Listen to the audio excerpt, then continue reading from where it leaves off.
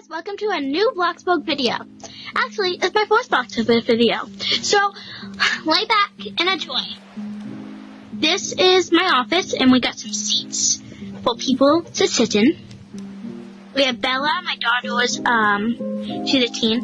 My daughter was, dead. Hey, Cat here. I just wanted to say Ava meant to say something else that wasn't deaf. Anyways, yeah.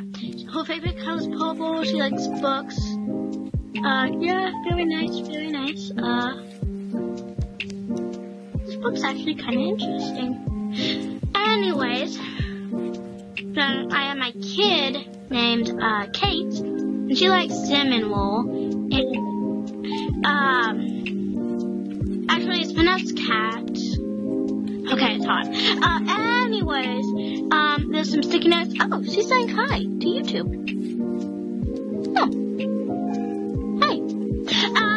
Anyways, we have sticky notes. We have some, a little post-it note that says, dream big. Work hard. Yeah, that's what I said.